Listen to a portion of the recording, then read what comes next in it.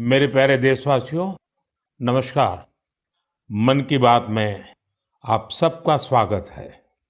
अगर आप मुझसे पूछें कि मेरे जीवन के सबसे यादगार पल क्या रहे, तो कितने ही वाक्य याद आते हैं। लेकिन इसमें भी एक पल ऐसा है जो बहुत खास है। वो पल था जब पिछले साल 15 नवंबर को मैं भगवान बिरसा मुंडा की जन्म जयंती पर उनकी जन्मस्थली झारखंड के उलिहातू गांव गया था। इस यात्रा का मुझ पर बहुत बड़ा प्रभाव पड़ा।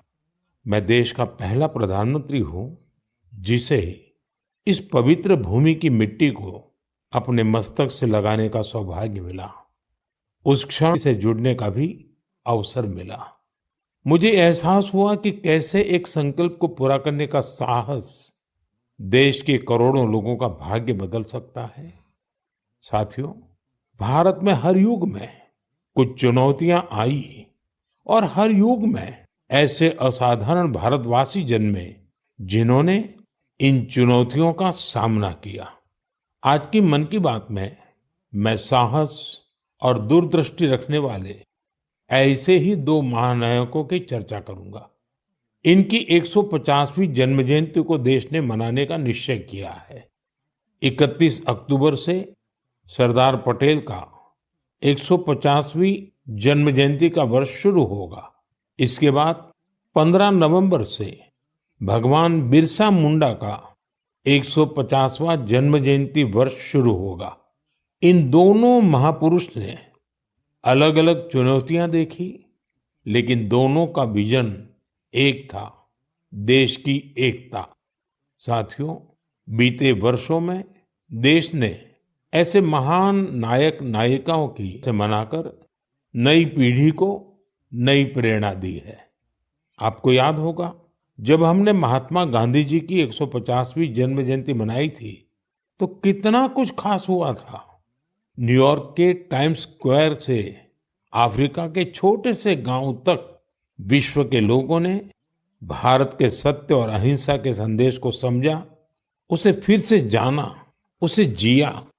नौजवानों से बुजुर्गों तक, भारतीयों से विदेशियों तक, हर किसी ने गांधी जी के उपदेशों को नए संदर्भ में समझा, नई वैश्विक परिस्थितियों में उन्हें जाना। जब हमने स्वामी विवेकानंद जी की 150वीं जन्म जयंती मनाई तो देश के नौजवानों ने भारत की आध्यात्मिक और सांस्कृतिक शक्ति को नई परिभाषाओं में समझा।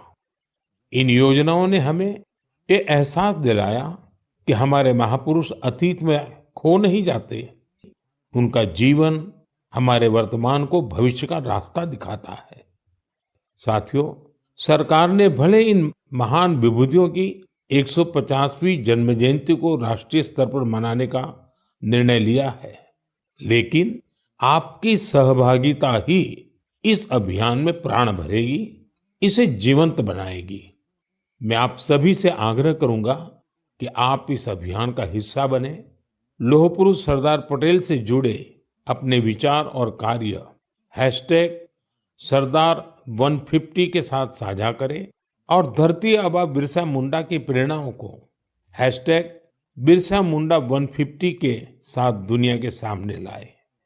आइए एक साथ मिलकर इस उत्सव को भारत की अनेकता में एकता का उत्सव बनाएं, इसे विरासत से विकास का उत्सव बनाएं।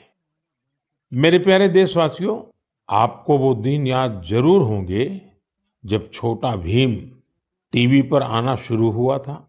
बच्चे तो इसे कभी भूल नहीं सकते। कितना एक्साइटमेंट था छोटा भीम को लेकर। आपको हैरानी होगी कि आज ढोलकपुर का ढोल सिर्फ भारत में ही नहीं बल्कि दूसरे देश के बच्चों को भी खूब अट्रैक्ट करता है। इसी तरह हमारे दूसरे एनिमेटेड सीरियल्स कृष्णा, हनुमान, मोटू पतलू के चाहने वाले भी दुनिया भर में हैं। भारत के एनिमेशन कैरेक्टर्स, यहाँ की एनिमेशन मूवीज अपने कंटेंट और क्रिएटिविटी की वजह से दुनिया भर में पसंद की जा रही है।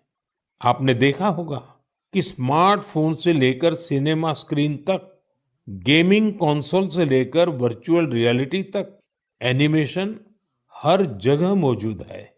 एनिमेशन की दुनिया में भारत नई क्रांति करने की राह पर है। भारत के गेमिंग स्पेस का भी तेजी से विस्तार हो रहा है। इंडियन गेम्स भी इन दिनों दुनिया भर में पॉपुलर हो रहे हैं। कुछ महीने पहले मैंने भारत के लीडिंग गेमर्स के साथ मुलाकात की थी। तब मुझे इंडियन गेम्स की अमेजिंग क्रिएटिविटी और क्वालिटी को जानने समझने का मौका मिला था। वाकई देश में क्रिएटिव एनर्जी की एक लहर चल रही है। एनिमेशन की दुनिया में मेड इन इंडिया और मेड बाय इंडियंस छाया हुआ है। आपको ये जानकर खुशी होगी कि आज भारत के टैलेंट विदेशी प्रोग्राम हिस्सा बन रहे हैं। अभी वाली स्पाइडरमैन हो या ट्रांसफॉर्मर्स, इन दोनों मूवीज में हरिनारायण राजीव के कंट्रीब्यूशन को लोगों ने खूब सराहा है। भारत के एनिमेशन स्टूडियो डिज्नी और वार्नर ब्रदर्स जैसी दुनिया के जाने-माने प्रोडक्शन कंपनीज के साथ काम कर रहे हैं। साथियों, आज हमारे युवा ओरिजिनल इंडियन कंटेंट, जिसमें हमारी संस्कृति की झलक होती है, वो तैयार कर रहे हैं। इन्हें दुनिया भर में देखा जा रहा है। एनिमेशन सेक्टर आज एक ऐसी इंडस्ट्री का रूप ले चुका है कि जो दूसरी इंडस्ट्रीज को ताकत दे रहा है। जैसे इन दिनों वीआर टूरिज्म बहुत फेमस हो रहा है। आप वर्चुअल टूर के माध्यम से अजंता की गुफाओं को देख सकते हैं, कोणार्क मंदिर के कॉरिडोर में टहल सकते हैं या फिर वाराणसी के घाटों का आनंद ले सकते हैं। ये सभी वीआर एनिमेशन भारत के क्रिएटर्स ने तैयार किए हैं। वीआर के माध्यम से इन जगहों को देखने के बाद कई लोग वास्तविकता में इन पर्यटन स्थलों का दौरा करना चाहते हैं। यानी टूरिस्ट डेस्टिनेशन का वर्चुअल टूर लोगों के मन में जिज्ञासा पैदा करने का माध्यम बन गया है। आज इस सेक्टर में एनिमेटर्स के साथ ही story tellers, writers, voice over experts, musicians, game developers, VR और एआर एक्सपर्ट्स, उनकी भी मांग लगातार बढ़ती जा रही है।